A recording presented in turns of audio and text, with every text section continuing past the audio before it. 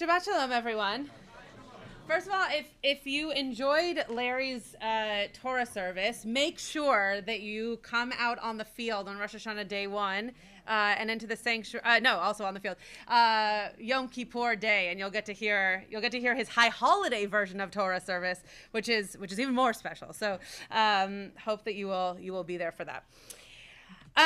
So for those of us who are staying in touch with everything that's going on in Israel, this was an extremely difficult week.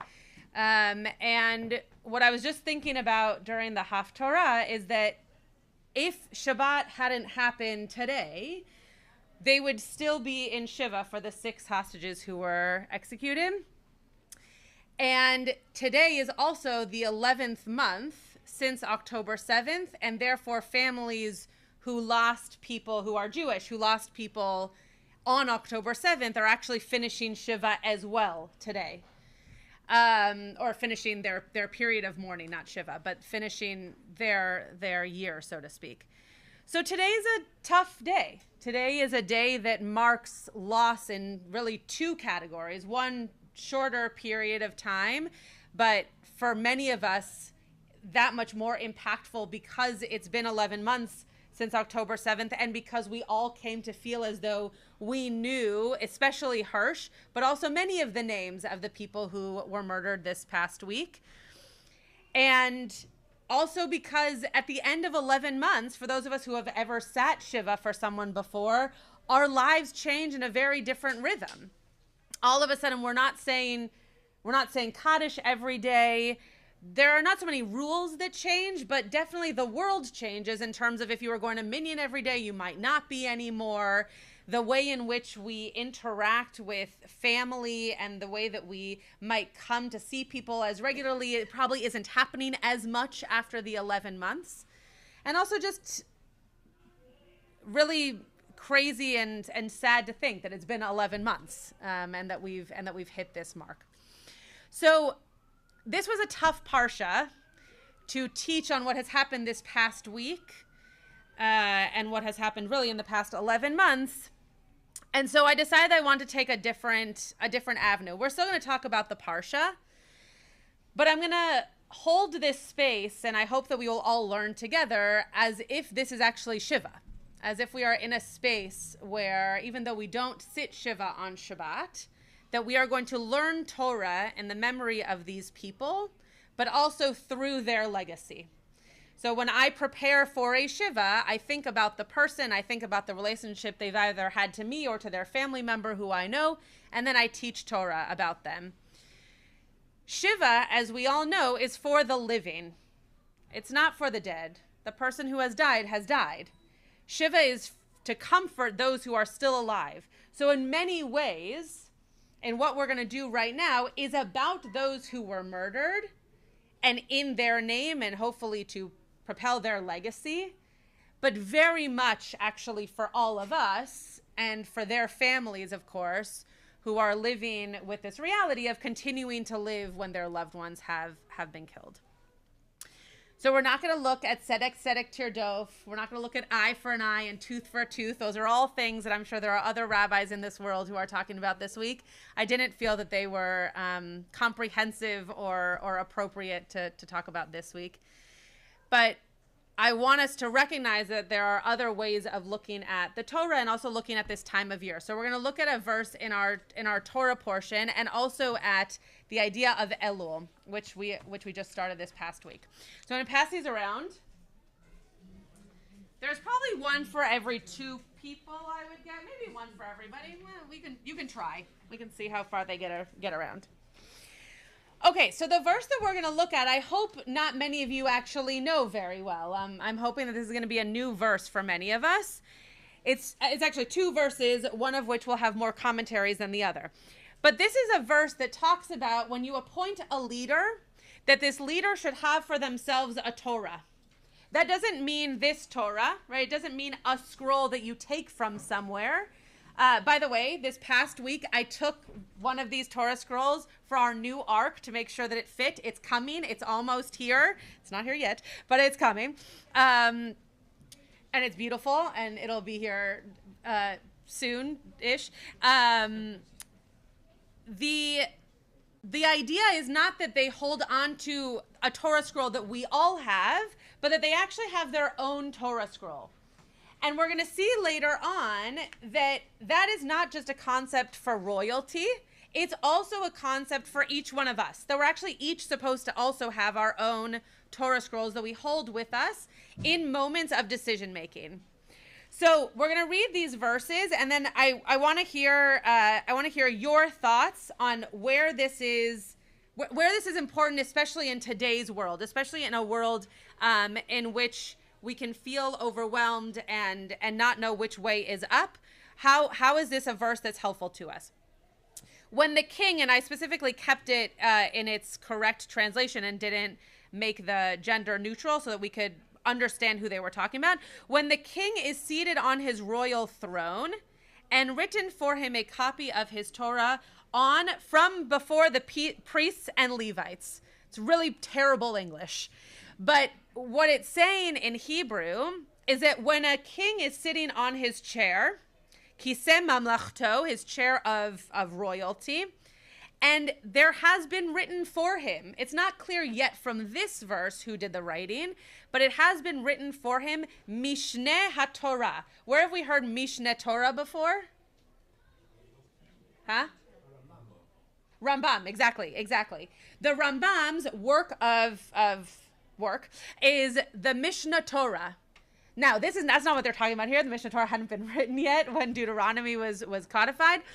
But they're talking about Mishneh Torah, which means a second Torah or a copy of Torah or a Torah you can learn from. Mishneh can mean all those different things. But it says Hazot. It's very specific. Al Sefer Milifnei HaKohanim ve'Aleviim, that somehow the priests and the Levites had something to do with. Let it remain with him and let him read in it all his life. It's a very important distinction. Read in it, not read it in. Right? So to actually see his own life within it, to continue to go back to it and be able to see his life reflected through it. Leman yilmad ve'yireh et Adonai Elohav lishmor et kol divrei haTorah hazot. So that you can learn to revere, to respect, to fear God, to observe faithfully every word of this Torah, et hachukim ha'ele la'asotam, so that you'll then end up actually doing the laws. So if you understand them, then you will also do them. Okay. How are these verses helpful to us, interesting to us? Given the preamble that I gave before, how might this be connected to our world today?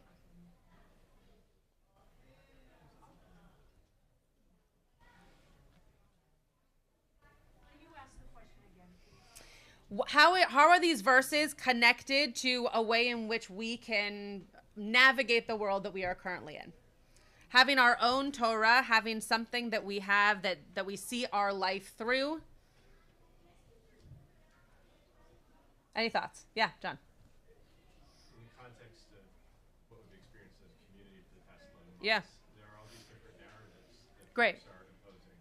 Great. We need to hold fast to the ones that we know are true. Great, beautiful. So sometimes writing our own story means reflecting to ourselves, but also to the outside. This is the narrative that I am holding on to. There are lots of stories, lots of narratives, lots of descriptions. This is the one that I need to hold on for myself, whether because that's self-preservation, right, of understanding what's going on, or because you believe that is true, right, that is something that needs to be held on to be able to navigate your own moral compass. Other thoughts? What are these verses telling us? Yeah, go ahead, sir. It refers to presidents, prime ministers. Okay. Are in charge.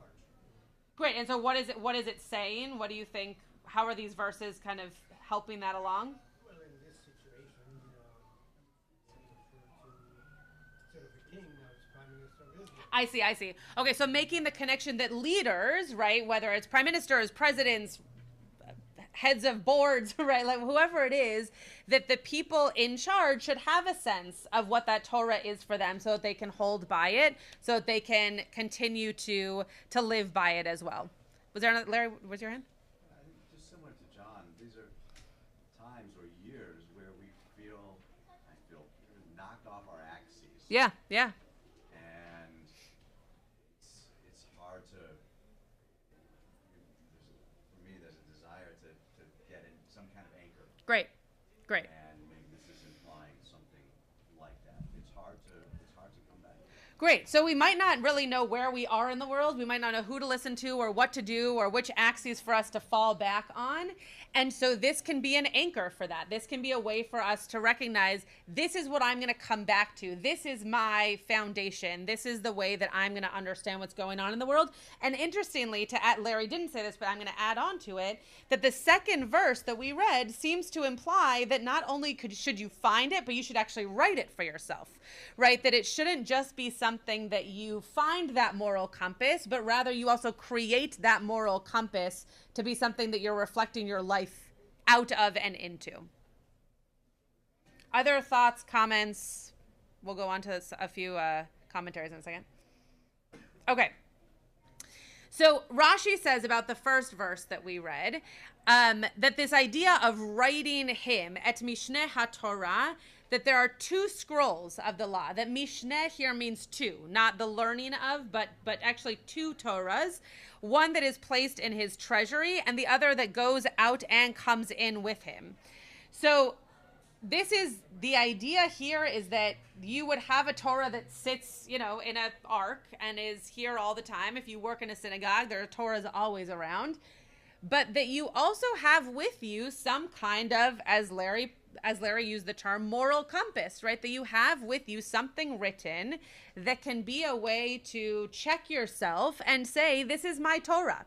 This is the Torah that I'm falling back on.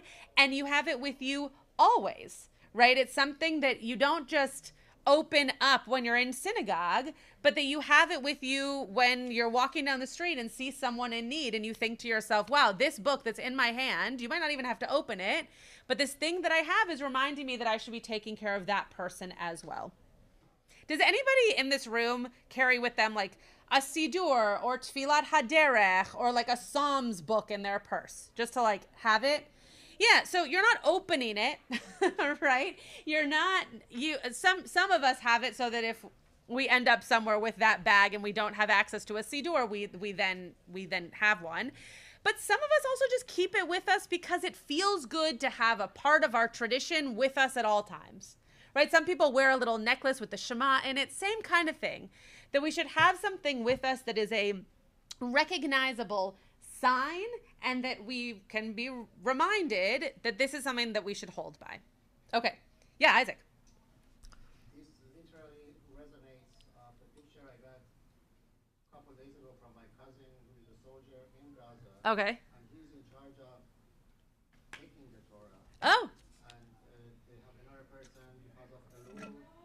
He plays the shofar. Yeah. And they actually are taking this Torah with Yeah. them in Gaza. Yeah. And there's still, very powerful prayers that they do. For sure. This literally is correct. Yeah. It's when I was in Israel in November, we went to the rabbinic army base, and it's the army base where they check all of those Torahs to then send them out to all the places that they need to go where people are fighting, because this is exactly right, that even in moments of war, and I can promise you that not everybody is reading Torah on Mondays and Thursdays while they're fighting, and they have it with them. It's a reminder that while you're doing everything you're doing, that there is a code to be following such that you understand the tradition behind you. So that's I'm glad it was relevant to you. Okay. Sanhedrin. So as you can see in the Rashi commentary, there are parentheses that say that this comes from Sanhedrin, which is a Talmud Masechet, a section of Talmud. And this is what it says. The king writes himself a Torah for his sake. Right? So this isn't just a Torah scroll that you buy or that you have a sofer write for you, but this is a Torah that you're actually writing for yourself. The question that I have is, okay, well then is it that Torah, right? Is it the same stories, or is it my Torah? Is it stories that I would write? Is it stories that I would choose to emphasize more and others that I would choose to leave out? I don't know. When he goes out to war, here you go, Isaac, he brings it out with him, right? So this is something that goes with you in all moments. When he comes in from war, he brings it in with him. When he sits in judgment, it is with him. When he reclines to eat, it is opposite him. I love that the rabbis make sure to say, like, don't get food on it. Like, put it across from you, right? You messy eaters, don't have it near you. And it shall be with him, and he shall read it all the days of his life. And then Rava says, even if his fathers left him a Sefer Torah, he has the obligation to write his own, because of the proof text that says, now write this song for yourselves. What the rabbis are doing here, centuries later, after this is written in our Torah, what the rabbis are saying to us is, it's not good enough to just have this Torah, or to have a Torah even passed down to you that might not be this exact one, but that is a Torah that you've seen before. Each and every person must understand what is the Torah that they need to hold on to keep with them. And so they must write it. Does anybody have any comments about this Sanhedrin piece, about the coming in and the taking out and the going in and the bringing in, bringing out? Yeah, Bonnie. Well, I don't know if it's exactly relevant, but after Larry passed away, my grandson gave me a book of very many quotes from all parts of Jewish literature. Yeah. And then you were supposed to reflect on it and write it yourself. Right. And so I spent a year doing that. Yeah. And it was extremely powerful. Right. And I think first of all, I remember you doing that, and I remember it being a powerful experience. And I think that's exactly what they're getting at here, which is that it doesn't have to be that you write a whole brand new Torah, but it needs to be the way in which the Torah is speaking to you. It needs to be the way in which you are reflecting in and out this Torah that has meant something to you and how it's helping you, or sometimes how it's challenging you, right? That's also important. So having that practice every day is something that then people can hold on to as a comfort. Anything else? Yeah. It also makes me question the metaphor about the life well lived and the Torah scroll impression upon our heart. Yeah. The story we share with the world. Beautiful. Our actions and our deeds. Beautiful. Yeah, that there is like some kind of reciprocity, even though the Torah, we think of the Torah as a living thing, but we also know that the Torah is a stagnant object, right? Until you bring it to life and continue to live with it. The thing that I was struck by is this idea of coming in from anywhere. Here they're using war, but when you go out to war, you take it with you, and then when you come in from war, you bring it back with you. That seems to imply that, like we're just talking about right now with this living organism, that seems to imply that the Torah might change, right? That when you are out at war, the Torah might be one thing for you, but that this personal Torah, when you bring it back into your home after war, is going to be a very different Torah, right? And again, they're using Torah, but we can use Bonnie's example. When you're living with a partner, Torah looks very different than when you're grieving that partner, right? Or maybe it's that you were living elsewhere in the world and now you've come to somewhere else. Things are going to look different if we allow them to be alive and we allow them to reflect that which we are going through in our lives. Yeah, Paula. So, Rabbi Lauren Geller, Yeah. many years ago, and it still stays with me, talked about our own personal Torah. Yeah. In a women's commentary on the Torah. Yeah. Because, the text is so real. Sure. But what's your Torah? Yeah. And then when I used to coordinate the drush show, I had Rabbi Arnson do a training on how do you give a drush. Yeah. And he's like, what is the Torah speaking to you? Right. And that's what you should be conveying. Yeah. So this whole idea, this personal Torah, Yeah. very individual, but it's in the collective. Yeah. It's one that we all have. Right. Because initially it was like, wait, Mr. President, you don't get to decide what the rules are Right. by yourself. Right. What fits you today. Sure. Because this is our collective. Yeah, great.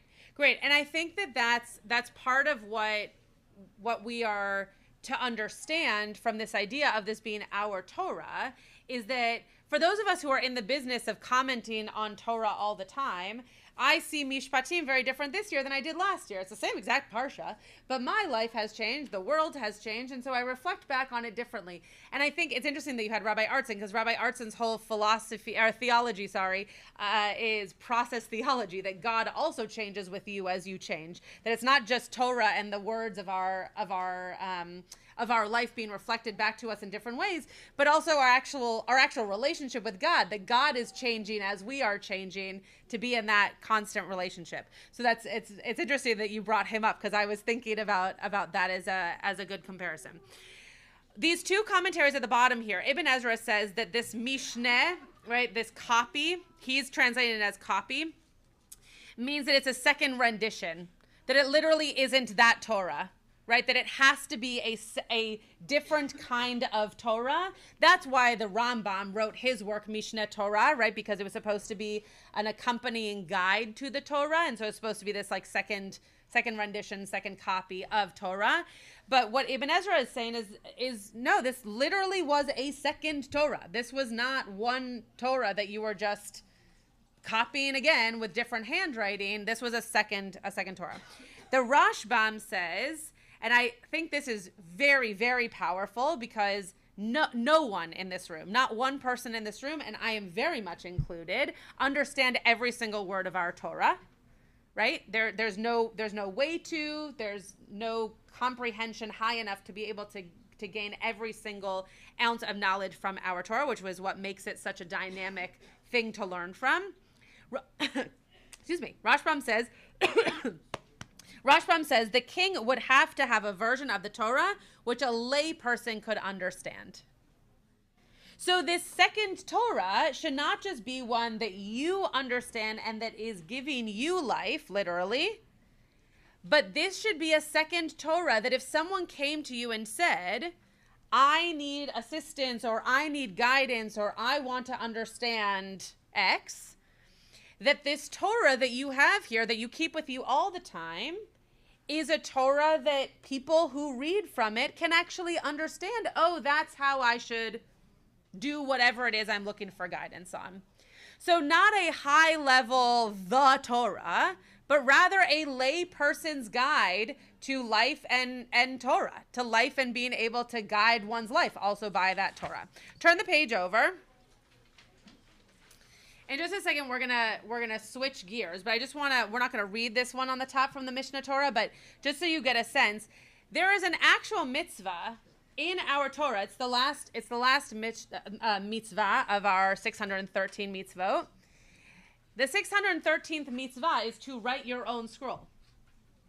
Now, those of you who have participated in writing a letter in a Torah or writing a word in a Torah with a sofer's help, you do that because that is you accomplishing that mitzvah.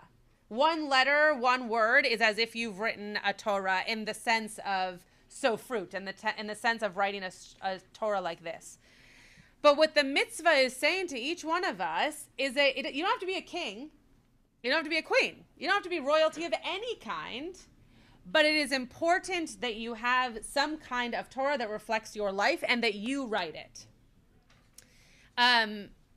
This comes up when we're gonna look at this a little bit in a second. This comes up especially in Rosh Hashanah and Yom Kippur theology, right? Because we are hoping that God is writing our names, but we also have to actively write our names into the book of life, right? So this idea of writing something, writing your life, writing this Torah so that you can live by it, is something that we're supposed to hold to be a moral compass, to understand our lives, maybe to pass on legacy, right? That's what a lot of this Torah does for us, to pass on stories that allow us to understand life better in the moments that we encountered those stories, etc. So that's the piece of Torah that I want to teach from this parsha. The way I wanted to connect it to the world, and especially to the past week that we've had, is the fact that it is very clear for us from the beginning that Torah in our lives is not perfect. That Torah is also broken. And how do we know that? We know that because we are told, and you have this verse in front of you. This is the second time this verse is given to us, but this is where the commentary is. So this is the verse I gave you. We are told that when we have an Ark of Covenant, then not only does the perfect scroll or the perfect tablets go into that Ark, but also the broken ones. Because it's important for the Torah that we write for ourselves to remember that we aren't just whole, that we are also broken. And that, to me, right now, is so much of what's going on in this world. that there are aspects, especially of this past week, but also of the past 11 months, where we have to hold, especially those of us in this room and living in America and not actively in parts of the world where this is much more obvious. But we have to hold those things that are broken while also holding the parts of us that need to remain whole. And that's what the ark is supposed to do. It's supposed to remind us of both of those things. You can be whole and you can also be broken at the same time. And not only can you be, but it's important to recognize that you are. So Deuteronomy says, God said to me, meaning Moshe, carve out 2 tablets of stone like the first, right? Interesting that the wording here is very similar to this second Torah, and come up to God on the mountain and make an ark of wood. I will inscribe on the tablets the commandments that were on the first tablets that you smashed, and you shall deposit them into the ark. Don't get rid of them. Put them in the ark. Elul, this month that we just started, has 3 significant and 4 less significant, one of which we'll see in a second, acronyms to describe why Elul. Why is this a month that needs to have more attention paid to it than other months that we have in our year? The most famous one is Ani ledodi v'dodi li. I am my beloved's and my beloved is mine. The Aleph, Lamed, Vav, and Lamed at the beginning of each one of those words then spells the month Elul. People really like that. Lots of people get married at this time of year. It works very nicely. There are others that I didn't bring for you today that remind us of Teshuvah, Tefillah, and Tzedakah. That there are ways in which we engage with our community and with ourselves in the act of doing teshuvah, doing repentance, of prayer, of tefillah, of making our spiritual lives higher, and tzedakah, of taking care of our community. And then there's this one. This is from Bava Batra. This is from the Gemara, and it says, Asher nikra Shem Shem Adonai Tzvaot Yoshev HaKruvim Elav. There's this phrase, the name, and it says it the name twice, of God. And why is this? Why are we using this phrase? This is coming out of the Gemara, so it's coming out of a story. So there's not so much context, but just go with me here. Melamed sheluchot v'shivrei luchot munachim ba'aron.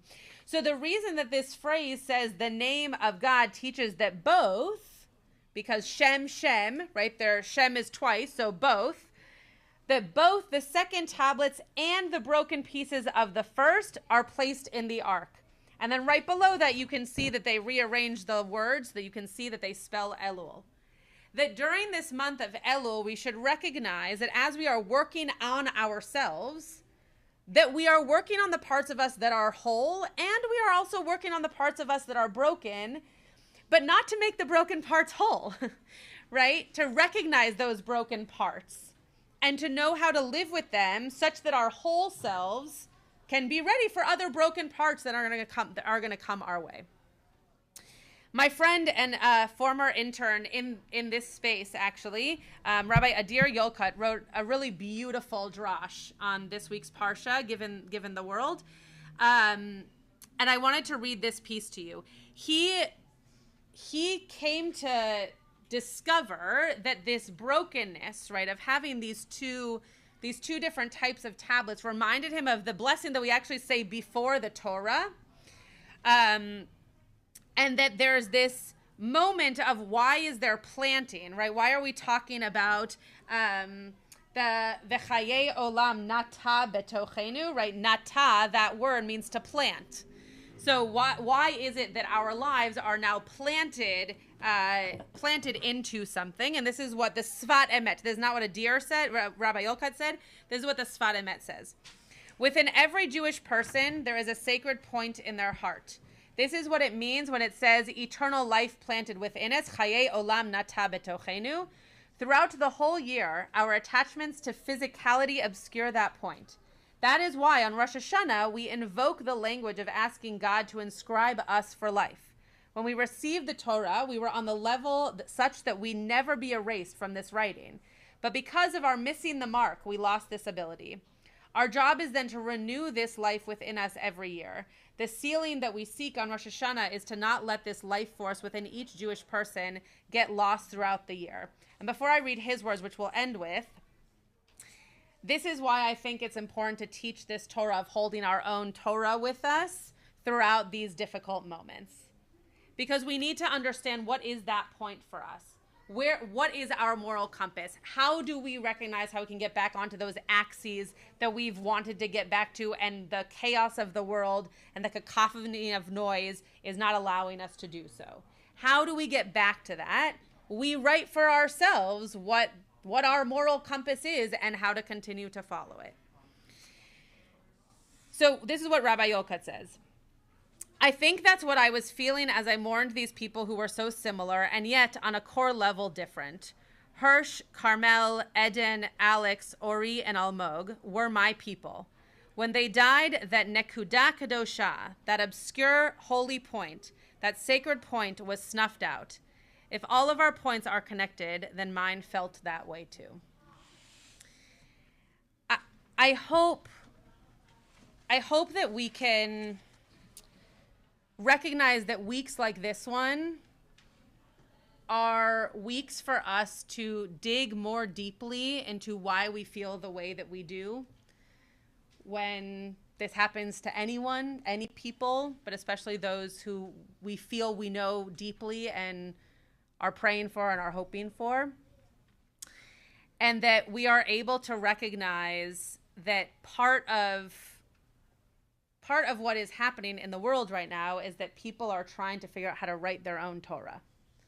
And they're trying to figure out, what does it mean for us to hold on to hope, for us to still recognize that there is pain in the world, even after this has happened. This didn't end anything. This was just a blip in time. And how do we continue to hold these people's memories as many people are saying, right, for a revolution, as a way of us recognizing what power can come with memory and with sorrow, but also to recognize that it's on us. It's on us to feel responsible, to have responsibility to one another, to humanity, to make sure that we are holding all of these pieces together.